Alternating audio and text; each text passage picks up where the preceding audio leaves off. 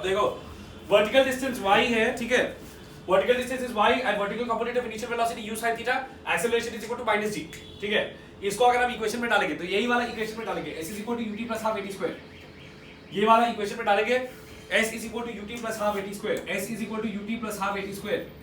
तो s की जगह पे क्या डालेंगे y, because y is the vertical distance covered. Initial velocity हम लोग का क्या है u sin थीटा, तो ये हो जाएगा u sin theta into t, ठीक है। और फिर उसके बाद हम लोग a की जगह पे क्या डालेंगे माइनस g, तो ये हो जाएगा minus half gt square, minus half gt square.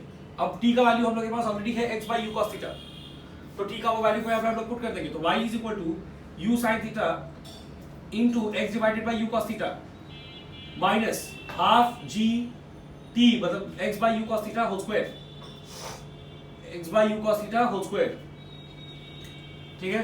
तो उसके बाद यहाँ पे देखो हम लोग को क्या मिलेगा, u कट जाएगा, यहाँ पे हम लोग को मिलेगा y is equal to x sin theta by cos theta मतलब tan थीटा, तो y is equal to x tan theta minus half g x square by u square cos square theta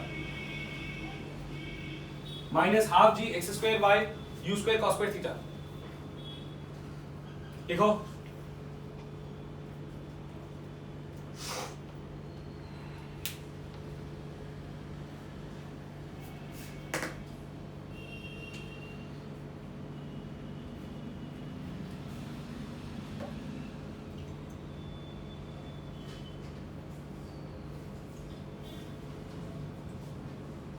ये वाला लिखना हो गया ना, हाँ तुम्हारा हो गया ये, हाँ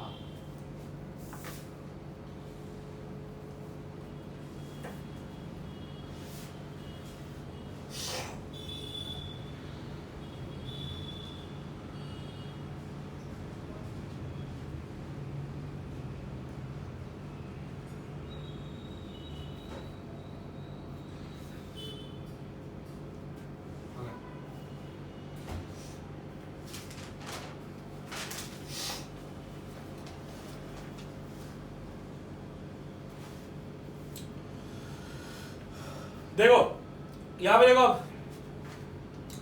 y is equal to x tan theta minus half g x square by u square cos square theta, x square by u square cos square theta, ये हम लोग का इक्वेशन आया। अब कोई भी इक्वेशन इस तरह का जो होता है of the form y is equal to ax square plus bx plus c, y is equal to ax square plus bx plus c, ये वाला इस टाइप का जो इक्वेशन होता है this is called equation of a parabola, ये parabola का equation होता है, ठीक है। This is the standard equation of a parabola. इस तरह का पैराबोला मतलब कि जिसमें x के ऊपर स्क्वायर है, दो तरह का पैराबोला होता है, एक होता है y is equal to ax square plus bx plus c और एक होता है x is equal to ay square plus by plus c। ये वाला जो पैराबोला होता है ये होता है अपवर्ड और डाउनवर्ड ओपनिंग, अपवर्ड और डाउनवर्ड ओपनिंग पैराबोला होता है ये, अपवर्ड और डाउनवर्ड ओपनिंग। और ये वाला जो पैराबोला होता है वो होता है राइट और लेफ्ट ओपनिंग, ठीक है।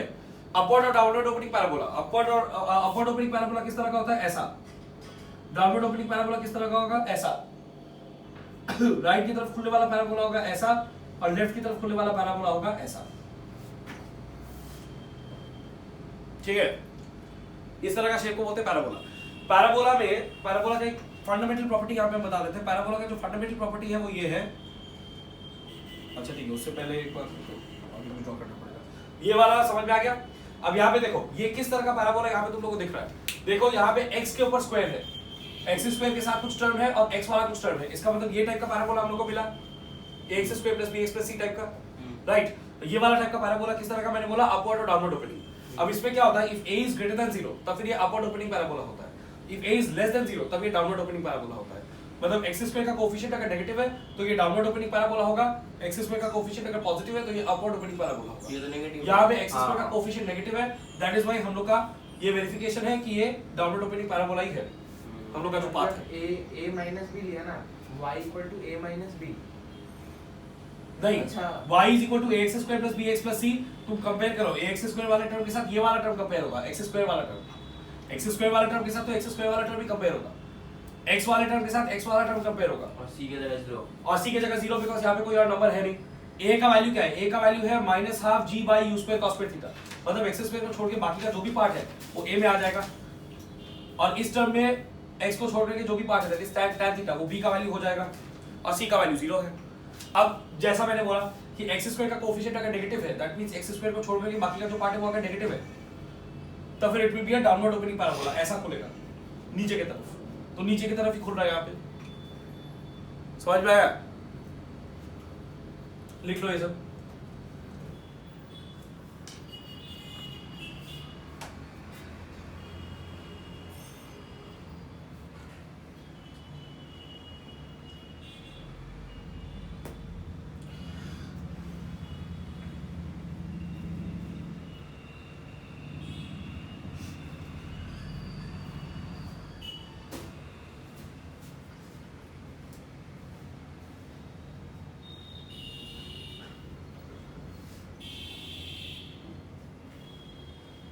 ये दोनों इक्वेशन भी लिख लेना, ठीक है? ये इक्वेशन और ये डायग्राम, ये पूरा एज इट इज कॉपी कर लो, इक्वेशन और डायग्राम।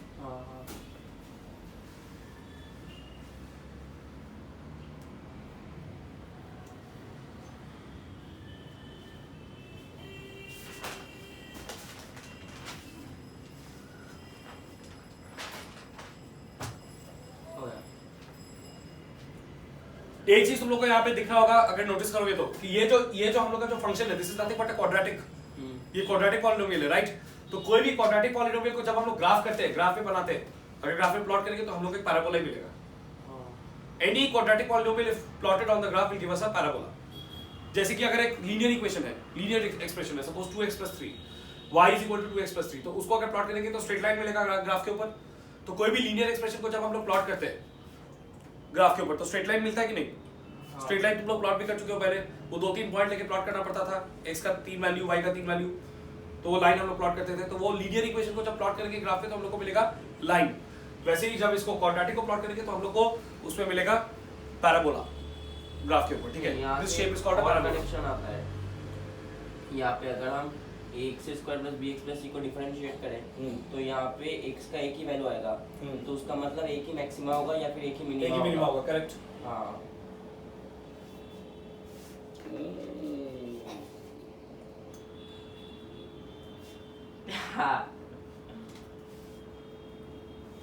देखा, मैंने बोला था कि नहीं कि जिस दिन ये शॉर्ट्स पहन के आएगा दिमाग ज्यादा चलेगा इसका।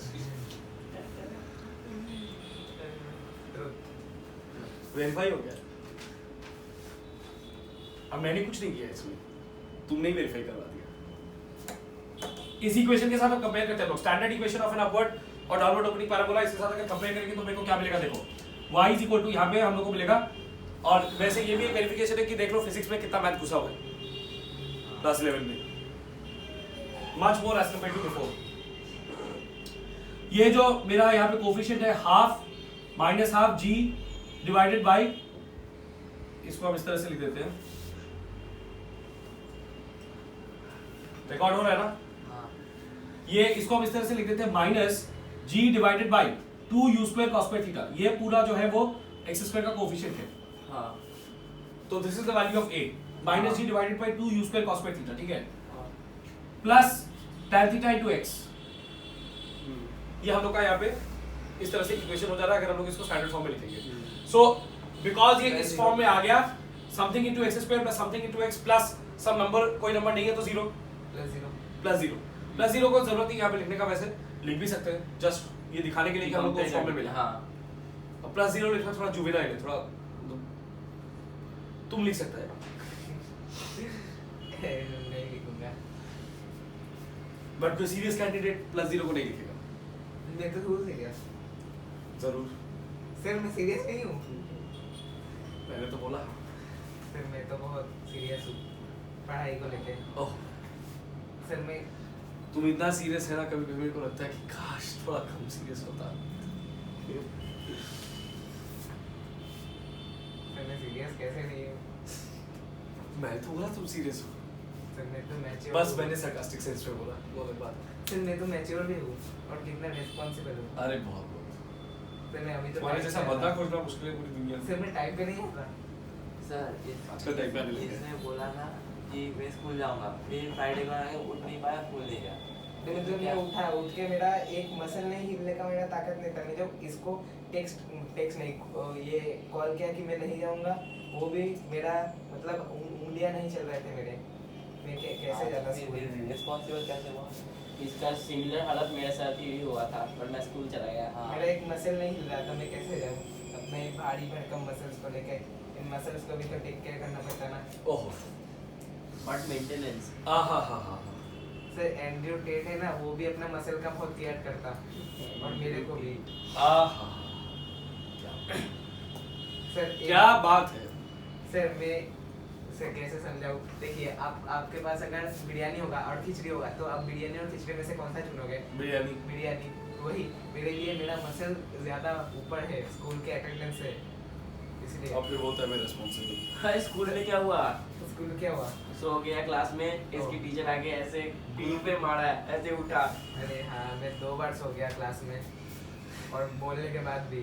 अब होता है मैं रिस्पांसिबल। नहीं, वो तो बस ऐसे ही, वो तो मेरे मतलब इतना जो मेहनत करता हूँ उसका नतीजा है ना। ओहो अरे तुम तो मार ही देगा आज। सर रात क्या कातिलाना बातें कर रहा है।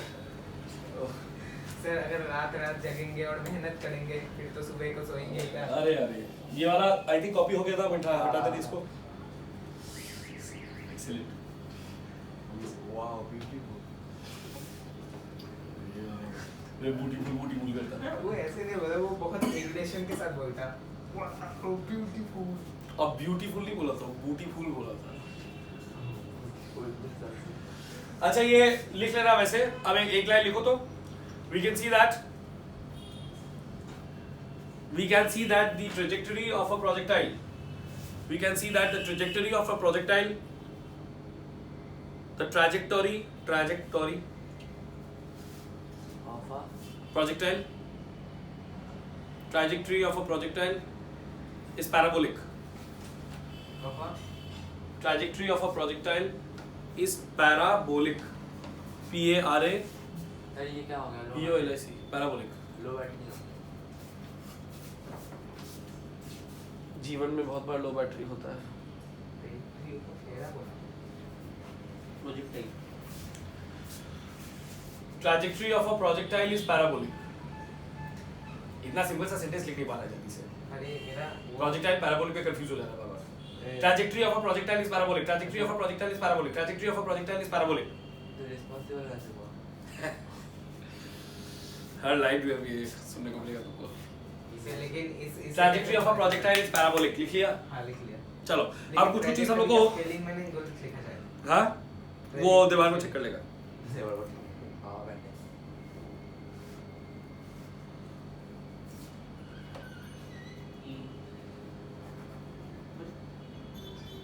बोल কি আরে যেটা লিখে ওটা হবে না কি হবে আর কি হবে এখানে? না Trajectory সি কি হবে হবে? এখানে ই হবে এখানে সি হবে আরে তুই স্পেলিংটা বল।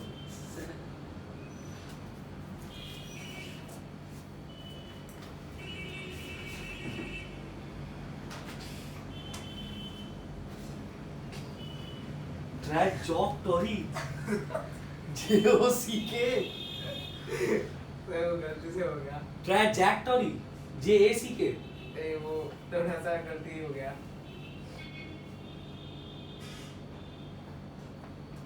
जस्ट इन्फ्लुएंस्ड अभी, बस इन्फ्लुएंस हो मैं। अब कुछ चीज यहाँ पे हम लोग कैलकुलेट करके चलो लिखो time of maximum height list कर लो पहले। Time of maximum height number 1, time of maximum height maximum जैसे लोग बोलते हैं ना इसका टेस्ट की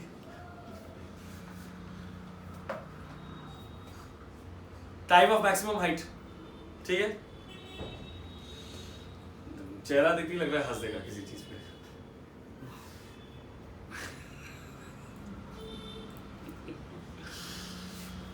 सीरियस हो गया है। हंसो हंसो हंसो हंसो हंसो हंसो हंसो हंसो।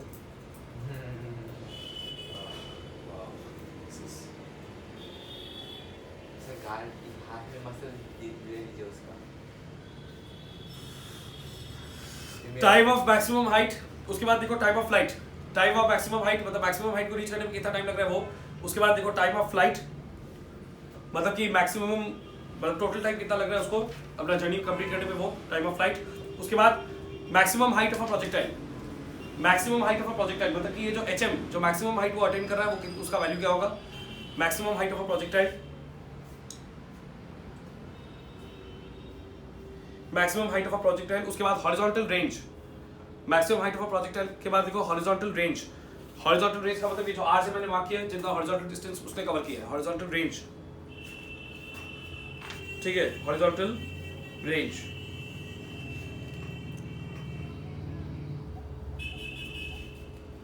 उसके बाद देखो maximum horizontal range, maximum horizontal range,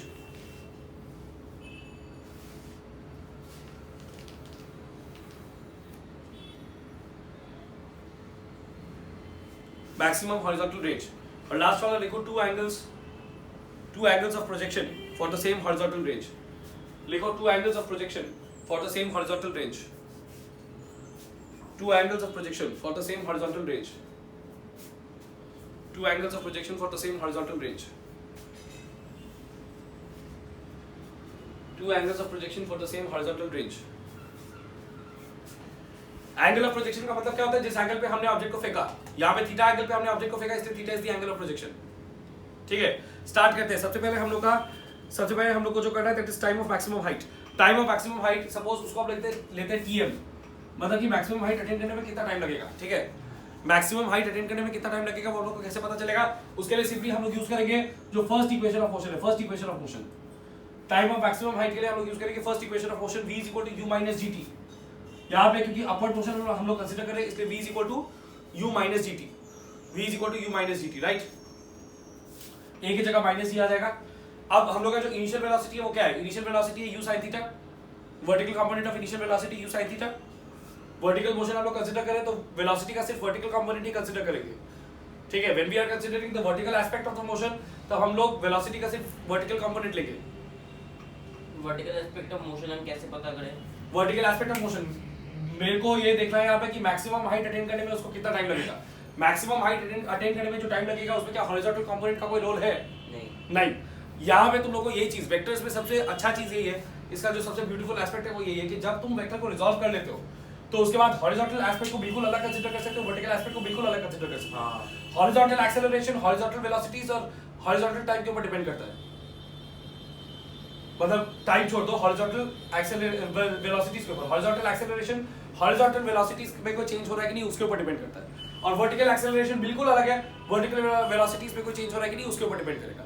दोनों का एक दूसरे के साथ कोई कोरिलेशन नहीं है। इधर क्या ढूंढ रहा है? इधर यहाँ पे भी वही है, u cos थीटा तुम्हारा हॉरिजॉन्टल वेलोसिटी है, हॉरिजॉन्टल वेलोसिटी कोई चेंज नहीं हो रहा है बोल करके there is no horizontal acceleration. But vertically जब हम लोग फेंकेंगे तो एक्सेलरेशन होगा that is equal to -g। तो वर्टिकल एक्सेलरेशन होगा एंड वर्टिकल जो भी मोशन होगा या वर्टिकल जो भी हाइट अटेन होगा उसका हॉरिजॉन्टल मोशन के साथ कोई लिंक नहीं है, बिकॉज दोनों एक साथ हो रहा है। हॉरिजॉन्टल मोशन अपना अलग हो रहा है, वर्टिकल मोशन अपना अलग हो रहा है, दोनों अलग अलग से हो रहा है, दोनों का एक दूसरे के ऊपर कोई इंपैक्ट नहीं है। ठीक है, दोनों अलग अलग से हो रहा है बट दोनों एक साथ हो रहा है to give the final motion. But दोनों का एक दूसरे के ऊपर कोई इंपैक्ट नहीं है, इसीलिए वर्टिकल मोशन को हम इंडिपेंडेंटली कंसीडर कर सकते हैं।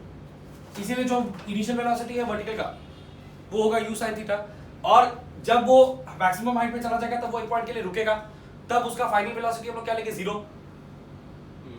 ऊपर जब जा रहा है तो ऊपर जाके एक पॉइंट पे रुका कि नहीं, एक पॉइंट पे रुक गया तो इसका मतलब ये जो वर्टिकल मोशन हुआ इसमें फाइनल वेलोसिटी क्या हुआ, 0। तो उसके बाद तो वो नीचे गिरना शुरू करेगा वापस, तो v के जगह पे हम लोग क्या डालेंगे, 0। तो 0 = u sin थीटा - gt, और यहाँ पे t की जगह हम लोग लगा देंगे tm, that is time to attain maximum height. तो हम लोग को मिल जाएगा tm, gtm को इधर ले लेंगे, gtm = u sin theta, and फिर हम लोग को मिल जाएगा tm = u sin theta divided by g। तो हम लोग को मिल गया tm = u sin theta by g। ये m जो है वो maximum, m stands for maximum. हाँ, तो वो सफिक्स में है ना वो हाँ सबस्क्रिप्ट में, इसको सबस्क्रिप्ट बोलते हैं। हाँ वही सफिक्स मतलब जो लास्ट में ऐड होता है वर्ड में वो सफिक्स होता है, जो नीचे लिखते हैं उसको बोलते हैं सबस्क्रिप्ट। ये वाला कर लो, ये है टाइम ऑफ मैक्सिमम हाइट, तो ये हम लोग का आएगा u sin theta divided by g।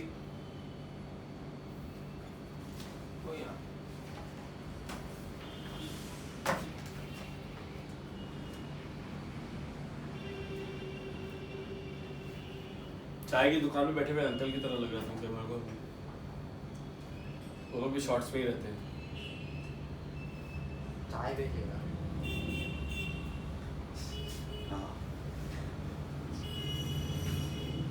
अब छुपा के क्या फायदा दे बाबू, शर्ट हाँ जिस चीज को तुमने दिखाने का ठान ही लिया है, अब उसको छुपा के क्या फायदा।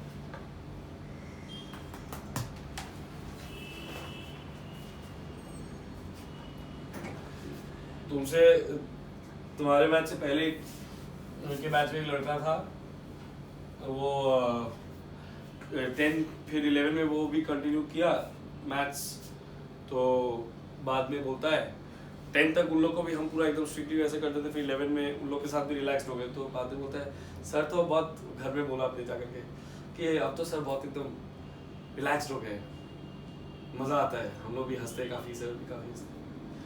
तो उसकी मम्मी मेरे को बोलती है, बात हुआ एक बार तो बोलती है कि सर आपको तो हम लोग इसलिए पसंद करते थे, आप इतना ज़्यादा स्ट्रिक्ट रहते थे इन लोग के साथ, अब आप ही रिलैक्स हो गए। मेरा भी सेम होती है। हाँ हाँ स्ट्रिक्ट ही अच्छे हैं।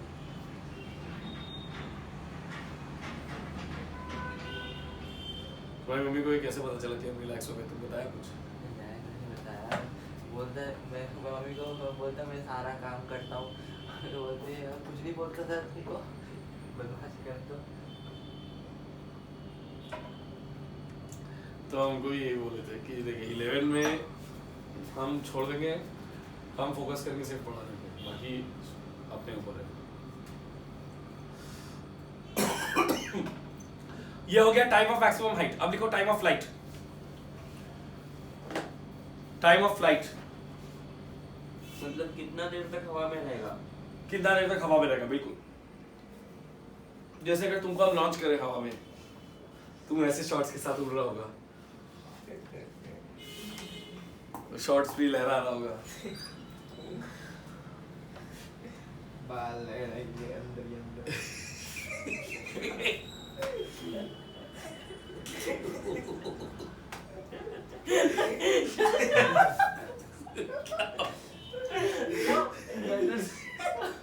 रबर बैंड से बांध लेना पहले।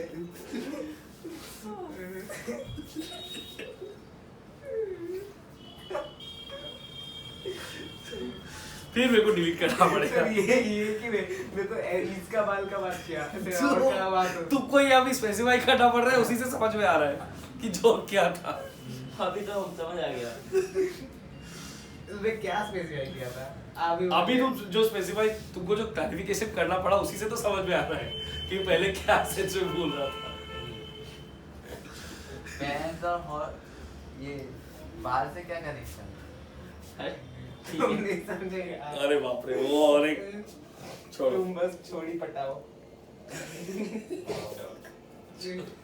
छोड़ी। लड़का सब कुछ नहीं करता, स्कूल में बस छोड़ी पटाता है, पढ़ता वढ़ता कुछ नहीं है। हाँ, एक मीम था, सिक्योरिटी गार्ड से पूछा कि लड़के लोग क्या करता है, तो उसने बोला खाली चोरी पटाता है, कोई पढ़ाई वढ़ाई नहीं, खाली चोरी पटाता है। छोड़ी पटाता है, छोड़ी घुमाता है। तुम्हारे अलग ग्रुप का सुन के हमको बहुत क्यूरियोसिटी हो रहा है। एक दिन हम रिकॉर्ड कर लेंगे, फोन लेके जाके एकदम चुपके से लोग आगे आपको दिखा देंगे। 10% होगा। अच्छा, अब ये टाइम ऑफ फ्लाइट का देखते हैं। टाइम ऑफ फ्लाइट में रिकॉर्ड हो रहा है? हाँ, बस ये थोड़ा देर होगा तो बंद हो जाएगा। टाइम ऑफ फ्लाइट में हम लोग का जो ओवरऑल डिस्प्लेसमेंट है, जब ऑब्जेक्ट इधर से इधर आ गया, ठीक है, तो वर्टिकली कितना डिस्प्लेसमेंट हुआ? वर्टिकली बोलता है बहुत। अरे वर्टिकली कितना डिस्प्लेसमेंट हुआ? बहुत। बहुत जो डिस्प्लेसमेंट हुआ, जो भी डिस्प्लेसमेंट यहाँ पे हुआ, ये हॉरिजॉन्टल डिस्प्लेसमेंट है। वर्टिकली कितना डिस्प्लेसमेंट हुआ? जीरो। ग्राउंड के लेवल से ऊपर क्या वापस ग्राउंड के लेवल पे आ गया? Vertical displacement. Vertical displacement. Vertical displacement कितना हुआ? आर होगा। आर होगा। आर तो हॉरिजॉन्टल डिस्प्लेसमेंट है। अरे डिस्प्लेसमेंट जीरो। हाँ, डिस्प्लेसमेंट कैसे हो? Separate the vertical from the horizontal. हाँ, डिस्प्लेसमेंट तो एक वेक्टर है, तुम उसका वर्टिकल और हॉरिजॉन्टल को अलग कंसीडर कर सकते हो। Separate the vertical from the horizontal. ये जो इसने मूव किया, ये तो एक्स एक्सिस पे इस पॉइंट से इस पॉइंट पे मूव किया है। एक्स एक्सिस को हम कंसीडर करें हॉरिजॉन्टल, तो जो भी डिस्प्लेसमेंट हुआ है वो सिर्फ हॉरिजॉन्टल हुआ है। वर्टिकली तो कोई डिस्प्लेसमेंट हुआ ही नहीं। वर्टिकली वो वाई एक्सिस के लिए तुम देखो, वो जीरो लेवल पे था, पहले अभी भी जीरो लेवल पे ही है। वर्टिकली क्या इधर से उधर गया या इधर से इधर गया? नहीं वर्टिकली उसका लेवल चेंज हुआ? नहीं देन हाँ, क्योंकि इनिशियल और फाइनल पॉइंट इनिशियल और फाइनल पॉइंट दोनों y का जीरो लेवल पे है। x एक्सिस का मतलब क्या? y इक्वल टू 0, दोनों y का जीरो लेवल पे ही है, initial point as well as final point. तो y के हिसाब से तो कोई लेवल चेंज हुआ नहीं। या मोशन दिखा या फिर ये ग्राफ है? ये ग्राफ है, मोशन को ही हम लोग ग्राफ पे प्लॉट करके कर रहे हैं। लेकिन बिकॉज देखो अभी इस स्टैंडर्ड पे आके ना तुम लोग को कोई भी मोशन डिस्क्राइब करने के लिए तुम लोग को एक रेफरेंस लेना पड़ेगा कि मेरे हिसाब से x और y एक्सिस कहाँ है, मेरे हिसाब से x और y एक्सिस कहाँ है, वो हमको सोचना पड़ेगा। तब जाकर के हम क्या है कि बाकी का जो पॉइंट्स है उसको कोऑर्डिनेट्स के हिसाब से ले पाएंगे। आई वांट कि हम इस पॉइंट को कोऑर्डिनेट के हिसाब से ले पाए, तो इसका कोऑर्डिनेट्स क्या है उसके लिए तो मेरे को डिसाइड करना पड़ेगा कि ओरिजिन कहाँ है। ओरिजिन कहाँ है उसका मतलब y एक्सिस और x एक्सिस कहाँ है। तो मैंने ये लिया कि जो पॉइंट ऑफ प्रोजेक्शन है, मतलब कि जिस पॉइंट से प्रोजेक्टाइल को लॉन्च किया गया उसी पॉइंट को हम ओरिजिन के हिसाब से लेंगे और वहीं से x एक्सिस निकलेगा हॉरिजॉन्टल डायरेक्शन को रेफरेंस करने के लिए और y एक्सिस निकलेगा वर्टिकल डायरेक्शन को रेफरेंस करने के लिए। तो मतलब ये मतलब ग्राफ है ना? हाँ, ग्राफ पे तुम्हारा ये पैराबोला बना हुआ है, ये ग्राफ ही है। तुम कोई भी रियल मोशन को, रियल टाइम कोई भी मोशन को जब तुम दिखा रहा है तब तुम उसमें ये दिखा सकता है कि मेरा x एक्सिस ये है, y एक्सिस ये है, उस मोशन के डायग्राम में दिखा सकता है। तो वो एक तरह से ग्राफिकली हम रिप्रेजेंट कर रहे हैं। तो मतलब एक्चुअल शेप ऑफ मोशन भी यही है और ग्राफिकली भी यही है। तो ये कौन सा है? दोनों में से कौन सा है फिर? दोनों ही तो है। अच्छा, दोनों का एक्चुअल जो मोशन होता है वो भी पैराबोलिक है। तो एक्चुअल जो मोशन हो रहा है उसका ट्रैजेक्टरी तो पैराबोला ही है, यही तो ट्रैजेक्टरी है। और ग्राफ पे भी पैराबोला ऐसा ही है, यही दिखेगा। सर हाँ। अगर मैं एक बॉल को 20 मीटर पर सेकंड में अगर ऊपर करा हाँ। तो मैक्सिमम हाइट पे जाके वो तो जीरो हो जाएगा। जीरो हो जाएगा। जीरो हो जाएगा, फिर वो 20 कांस्टेंट स्पीड के नीचे आएगा ना? नहीं नहीं 20 हाँ 20 मीटर पर सेकंड से तुम लॉन्च किया, हाँ। 20 मीटर पर सेकंड से अल्टीमेटली वो जीरो पे आया हाँ। ऊपर, फिर उसके बाद जब वो नीचे आएगा तब वापस उसका वेलोसिटी बढ़ते बढ़ते लास्ट में 20 हो जाएगा। नहीं, मतलब अगर तो 90 पे फेले तो अगर मैंने 90 पे फेंका तब अलग बात है। तब भी ये होगा कि जो तुम्हारा इनिशियल वेलोसिटी था, हाँ, वो तो 90 पे बोलने का मतलब है तुम ये बोल रहे हो कि एकदम एग्जैक्टली वर्टिकल मोशन, वर्टिकल। हाँ, एकदम वर्टिकल मोशन। जैसे- एकदम वर्टिकल मोशन, हाँ। एकदम वर्टिकल मोशन में भी यही होगा कि जिस वेलोसिटी के साथ तुमने लॉन्च किया था वो वेलोसिटी वापस आएगा जब ये ऑब्जेक्ट ऊपर जाकर के फिर जब नीचे आएगा। हाँ, मतलब इनिशियल तो मतलब जब नीचे आएगा तो वो 20 मीटर 20 होगा। हाँ। तुमने लॉन्च किया था 20 के साथ, तो जब वो नीचे आएगा तब ग्राउंड को टच करने के जस्ट पहले उसका वेलोसिटी 20 मीटर पर सेकंड होगा। सर मतलब initial velocity plus final velocity same होगा। इनिशियल वेलोसिटी और फाइनल वेलोसिटी सेम होगा पूरे जर्नी को कंसीडर करने पे। हाँ। अगर तुम only vertical part of the journey को कंसीडर करते हैं तब अलग बात है। अगर तुम only upward part of the journey को कंसीडर करते हैं तब अलग बात है।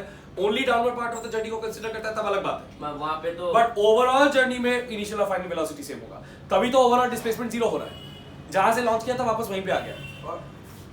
और अगर ये जो मतलब पैराबोला में करे फिर भी तो पैराबोला में करें तो भी हम लोग का हॉरिजॉन्टली तो नहीं हो रहा है, हॉरिजॉन्टली तो उसका लोकेशन इधर से इधर चेंज हो रहा है, एक्स कोऑर्डिनेट चेंज हो गया तो स्पीड वेलोसिटी चेंज हो जाएगा। तो नहीं डिस्प्लेसमेंट हुआ इसका मतलब ये थोड़ी जरूरी है कि वेलोसिटी चेंज हुआ वेलोसिटी ना। यूनिफॉर्म वेलोसिटी होते हुए भी तो डिस्प्लेसमेंट हो सकता है। तो यहाँ पे हॉरिजॉन्टल वेलोसिटी यूनिफॉर्म था u cos theta, uniform velocity से कुछ देर तक वो ट्रैवल किया और उसका हॉरिजॉन्टल लोकेशन चेंज हो गया। तो मतलब जब छोड़ा, हाँ। छोड़ने के टाइम पे जो वेलोसिटी था वही लैंड करने हाँ, के time पे ओवरऑल same था। ओवरऑल ये तो हॉरिजॉन्टल का हम बात कर रहे थे। हॉरिजॉन्टली तो पूरे जर्नी में वेलोसिटी सेम रहेगा क्योंकि हॉरिजॉन्टल में कोई एक्सेलरेशन नहीं है, हॉरिजॉन्टल डायरेक्शन में कोई एक्सेलरेशन नहीं है। जब हम लोग फेंक रहे हैं इस तरह से तो सिर्फ वर्टिकल डायरेक्शन में एक एक्सेलरेशन होगा, वो होगा -g जब वो ऊपर की तरफ जा रहा है और +g जब वो नीचे की तरफ आ रहा है। अब यहाँ पे u sin theta is the initial velocity, u sin theta से वर्टिकल वेलोसिटी घटते यहाँ पे 0 हो गया, फिर उसके बाद वापस वर्टिकल वेलोसिटी बढ़ते 0 से वापस यहाँ पे u sin थीटा आ जाएगा एंड हॉरिजॉन्टल तो u cos थीटा है ही। तो इसलिए जो ओवरऑल वेलोसिटी u के साथ तुमने उसको लॉन्च किया था वापस यहाँ पे at the end of the time of flight वापस वही ओवरऑल वेलोसिटी u के साथ वो नीचे गिरेगा। समझ में आया? अब जो हम बोल रहे थे कि वर्टिकली उसका level y axis is the vertical direction, vertically उसका लेवल क्या चेंज हो रहा है? वर्टिकली तो वो डिस्प्लेस हो ही नहीं रहा है ऑब्जेक्ट वर्टिकली y एक्सिस के 0 लेवल पे था, अभी भी y एक्सिस के 0 लेवल पे ही है। x एक्सिस के हिसाब से उसका लोकेशन चेंज हो रहा है। तो हॉरिजॉन्टल डिस्प्लेसमेंट है बट वर्टिकली कोई डिस्प्लेसमेंट नहीं है ओवरऑल। तो ओवरऑल डिस्प्लेसमेंट अगर 0 है तो फिर s is equal to ut plus half at square, ये वाला इक्वेशन में एस के जगह पे हम क्या देंगे 0, 0 वर्टिकली उसका कोई डिस्प्लेसमेंट नहीं है बोल करके। हाँ u के जगह हम लोग इनिशियल वेलोसिटी देंगे u sin थीटा, t के जगह हम लोग टाइम ऑफ फ्लाइट, तो हम tf लिख देंगे उसको। जीरो क्यों लिया? ए जीरो क्यों लिया? डिस्प्लेसमेंट 0 है डिस्प्लेसमेंट 0, टाइम ऑफ फ्लाइट का मतलब क्या है कि वर्टिकली वो कितना देर हवा में है, कितना देर उसको लगा u sin थीटा से 0 होकर के फिर 0 से u sin थीटा वेलोसिटी होने में। तो अगर मैं ये मेजर कर लूं कि वर्टिकली उसको कितना टाइम लगा, कितना टाइम वो हवा में था, तो मेरे को टाइम ऑफ फ्लाइट मिल जाएगा। तो ये अगर इमेजिन करें, वही तो टाइम ऑफ फ्लाइट है। टाइम ऑफ फ्लाइट मतलब जितना देर वो उड़ा।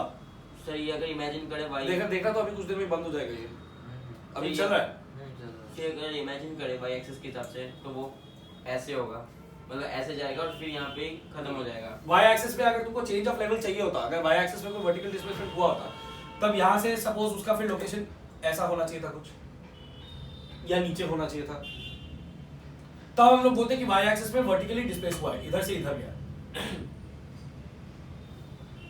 समझ में आया?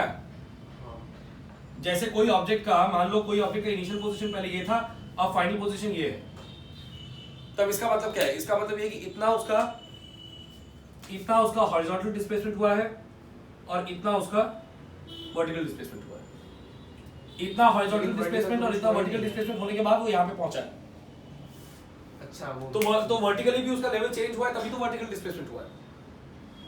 हॉरिजॉन्टली भी उसका लेवल चेंज हुआ है, हॉरिजॉन्टल डिस्प्लेसमेंट भी हुआ है। तो यहाँ पे हॉरिजॉन्टली तो लेवल चेंज हो रहा है, हॉरिजॉन्टल डिस्प्लेसमेंट हो रहा है, वर्टिकली उसका लेवल यहीं पे रह जा रहा है, नो वर्टिकल डिस्प्लेसमेंट। एंड यहाँ पे हम लोग ये जो इक्वेशन ऑफ मोशन अभी यूज कर रहे हैं वो वर्टिकल डिस्प्लेसमेंट को कंसीडर करके कर रहे हैं, इसीलिए एस का वैल्यू 0 है। बात समझ में आया? हाँ अब ये तुम लोग जो है कैलकुलेट करो, यहाँ पे a की जगह माइनस ही आ जाएगा, तो -12 GT स्क्वायर और t की जगह हम लिख देंगे TF, टाइम ऑफ फ्लाइट। अब ये टाइम ऑफ फ्लाइट कैलकुलेट करके मेरे को बताओ।